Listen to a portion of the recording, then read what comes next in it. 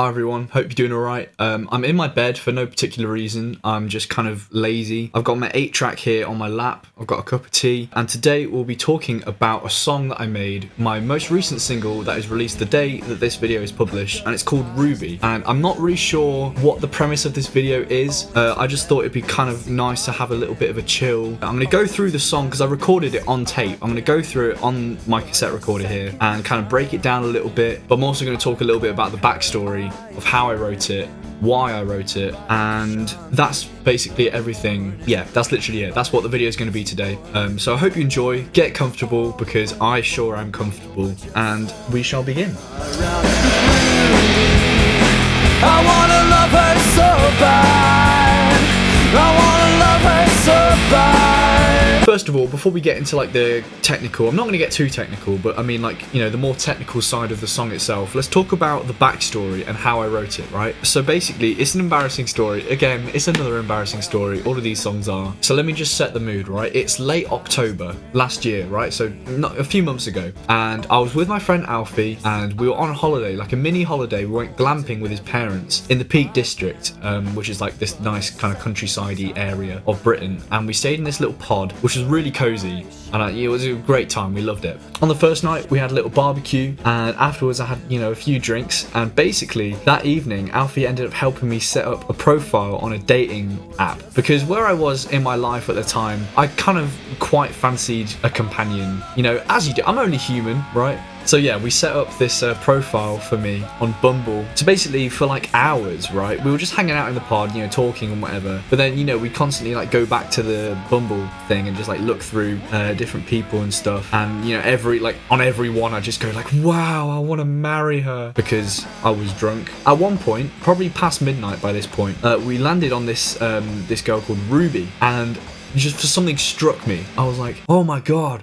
Oh, I was so drunk that I couldn't hold my phone correctly, and I think I just like left the app or something by accident, and it reset the app. So I went back on it, and it refreshed, and it was someone else. I was like so distraught, like, oh my God, I've just missed the opportunity of a lifetime, you know. So after that, I kind of, you know, regained my calm, and we carried on. we carried on, right? That's the bad sign. We carried on doing exactly the same thing. We didn't go to sleep. We just carried on, and then you would not believe what happened. Right? She came up again. Hello, greetings. It's Ricky from the future. So this is like at the end of the video, I kind of basically collapsed into this state. But I just want to mention there are some funny lyrics here that kind of reference the whole like dating app situation. First of all, so you know, I saw Ruby and then I lost her and then she came up again, right? Only to never be seen again. Right, never seen again. But a second time. Right, a second time. All the little bumblebees were just... All the little bumblebees, because it was on Bumble. I thought that was really funny that I kind of managed to slip that one in there. And then you would not believe what happened, right? She came up again. It was unimaginable, and I was so happy, and I was like kind of panicking a little bit. And Alfie next to me, completely sober by the way, was like going, swipe, come on Tom, just give me the phone, give me the phone. I was like, I swiped.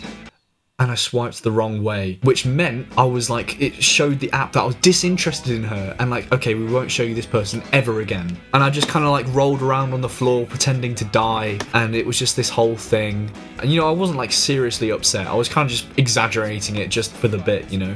Not long after that, we both, you know, decided it was time to go to bed. And Alfie had his like little mattress over here on this side of the room, and I was on this side of the room with my mattress. What I did, I was like, good night, Alfie. And then basically, in my sleeping bag, I kind of turned away from him with my phone, pretending to be asleep. I don't know why I was pretending to be asleep, but on my phone, I was writing a song about Ruby, which is this song. And, and I was being so secretive. I was like looking over my shoulder. Is he watching me? Is he watching me? Alfie couldn't know that I was writing a song when I said I was going to sleep. And that is how the song kind of happened. And then I didn't tell Alfie because I was embarrassed. And I think he only heard the song when I posted a video ages ago of me kind of just playing the songs acoustically on YouTube. That was the first time he heard the song. I don't know why I was embarrassed to show him, but that is the embarrassing story behind that song. It's okay, everyone does embarrassing things, and I'm okay with sharing that. So anyway, we're going to move on to the next part of the video now, after I just take a sip of this. And basically, I'll sound like a broken record to most of you who watch my videos normally, but in case you don't know who I am, basically I release music in a really weird way. I like to come up with different characters that are all kind of part of the same universe, a fictional universe full of like fictional bands and artists, and I release music under their names as like different characters. And this song, Ruby, is by a fictional band called Glinter.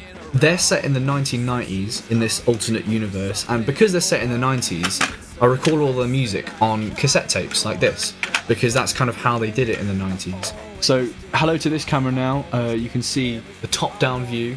This is my 8-track cassette recorder, which records 8 tracks of audio onto a cassette. What do you know, you know? So first of all, on the first track, we've got some drums. Pretty simple stuff.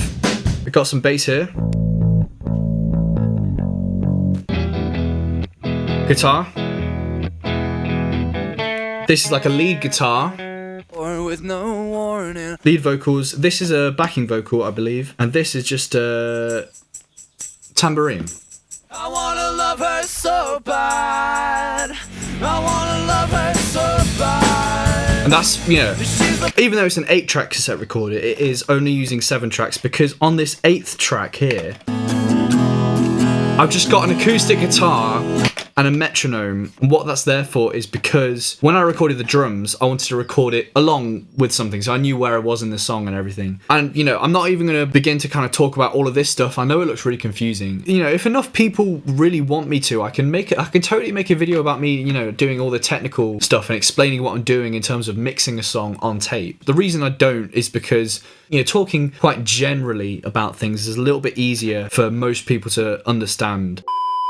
In this song, there's a lot of different things happening. There's quite a few different varied sections. So I kind of wanted to highlight 3 awesome moments in the song. And, you know, I'm just going to kind of explain in terms of like the tracks, what's happening. First up, we're going to go to the first chorus, and I don't know where it is. You see, the thing is, on tape, you don't have like a screen. It's not like on a computer where you can see where things are. You've got a tape here and you've got like a little counter here. That's all you got. So you just got to listen out. Wanna love her so bad. That's the first awesome moment right there. Listen to those harmonies. They are lovely. I wanna love her so bad. It's that one right there. Basically, the guitar chords are going E to F sharp major. Normally, okay, a little bit of music theory here. Normally, the chord would be an F sharp minor, but when you play an F sharp major, it's just got this kind of interesting, different sound to it, right? And basically, the harmony vocal is accentuating that by singing. I wanna love her so bad. I wanna love her so bad. I wanna love her so bad. She's the best I could have. Listen to this. And would it make her so sad? It's on that F sharp chord. It's just like accentuating the one note that makes it weird. It's just like saying, yeah, I'm weird. Get over it. This is who I am, you know? The second awesome moment of this song that I'd like to share with you and kind of bring your attention to is the sudden switch up that comes up after the chorus, right? So the first chorus ends like this, right? Oh, and it suddenly gets, it just kind of suddenly switches up. It gets faster, gets a lot more distorted. Listen to that guitar. Oh, lovely. It's just one of those things, like, the song would sound really cool if it just maintained this quite kind of calm... It'd be a cool song if it just sounded like this all the way through. But I kind of didn't want it to sound like that all the way through. I wanted it to get suddenly really fast and quite brash. I had a few comments recently about, asking me about how I got the guitar tone, right? How I got this really lovely fuzz. You know, that's really nice. And basically how I did it, I've explained it once before, but I'll do it again. I had my square Strat going into this pedal, which is a Bayang FZ7. I don't think they sell them anymore, but you can buy them off eBay for about 100 quid now. I got mine for like 30 quid, so they've definitely gone up in price. But like literally any fuzz, just search fuzz pedal and buy the cheapest one, because the cheapest ones are the rubbish ones, and you want, for a sound like that, you know, it's going to be so loud that you're not even going to be able to tell what's good and what's bad. So just buy a really cheap fuzz pedal, crank it all the way up, and then it just went into my amp, which is a Boss Katana 50. But again, it really doesn't matter about the amp, because when everything's really fuzzy and loud, you just don't really care. You're just there for the moment. Awesome moment number 3 in this song is the bridge. I've put here, bridge and all the elements. Let's talk about that. There you go, this is the bridge, right? Okay, I remember why I put this on here now. Yeah, the bridge is definitely a certified awesome moment. Just the whole bridge is just one continued awesome moment. Let's just break everything down and talk about what makes this bridge so kind of like dancey, almost. Not dancey, but like you just want to like do a little jig, you know? Just before the bridge, the drums are kind of like really like over the top. And then it just kind of gets a little bit calmer. Very simple. Then we got the bass. I don't think it's doing anything majorly special. Yeah, it's just keeping the rhythm. One thing it's doing, right, it's a little bit of a trick when you're making music. With the drums and the bass, right, those are the two elements of the rhythm section, right? They kind of hold the song together. Listen to the kick drum, right, which is the low boom, boom, boom sound. Boom, boom, boom, dun, dun, boom, dun, dun. And then listen to the bass. Dum, dum, dum, dum, dum, dum. It's following that same rhythmic pattern. So a little bit of a cheat if you just want to make a song sound really nice and together. Make sure that when you play the bass, you kind of follow the kick drum. You know, like if you listen to songs, you can really hear that quite a lot in a lot of popular songs. It just works because they're two quite low elements. So when they're playing together, it just kind of doubles the impact. So building up the bridging more, we got a guitar next, which is just playing the chords, nothing special. But then the lead guitar is where it's interesting, right? Because it plays a kind of quite repetitive riff, right? On its own, it just sounds really weird. But with the chords, it sounds really nice. Then you got your tambourine over here. Let's see what that's doing. Okay, it's just doing its thing.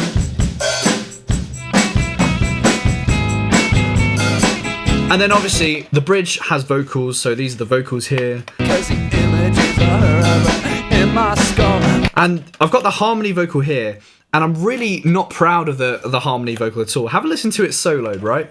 Let's have a listen to that and let's cringe together. I have to try real hard, not really at all, because that is probably like the worst singing I've ever done. I have no idea why I kept that in, but it's so quiet in the mix, and like there's so many other things going on, you just kind of don't listen to it. When I was recording it, it was probably like the last thing I recorded. By that point, I just kind of like didn't really give a fuck, and I just put it in there. See her walking, but you know, with everything, you just can't hear it really. Walking, holding his hand, well, and you gotta love that bit at the end where the guitar gets really distorted, right? No one can ever make it better than I can. I wanna love her so bad. I wanna love her so bad. That is just, yeah, I like it a lot. I like it a lot. So yeah, that's basically. I feel like during this video, I've slowly been like slipping further and further down into the abyss that is my bed.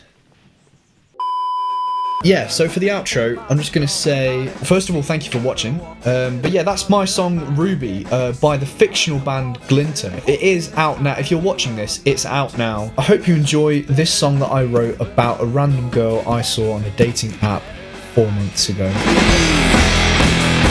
I wanna love her so bad. I wanna love her so bad. I know what would be fun. Hang on. Post-credit scene, let's have a look at what the song sounds like when I change the tape speed. Basically, tape speed is the speed of the tape, and basically, if you play the tape faster or slower, it also changes the pitch, right?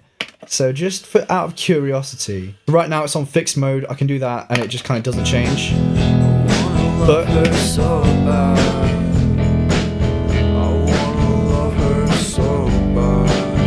that's really cool. It's like TikTok slow edits.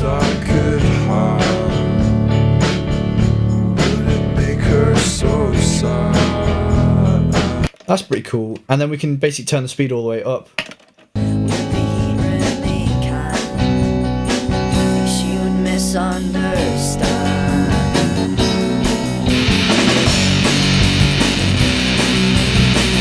Oh yeah. Alright. Yeah. Huh. Huh. Huh. To never be seen again. This is fun. To never be seen again.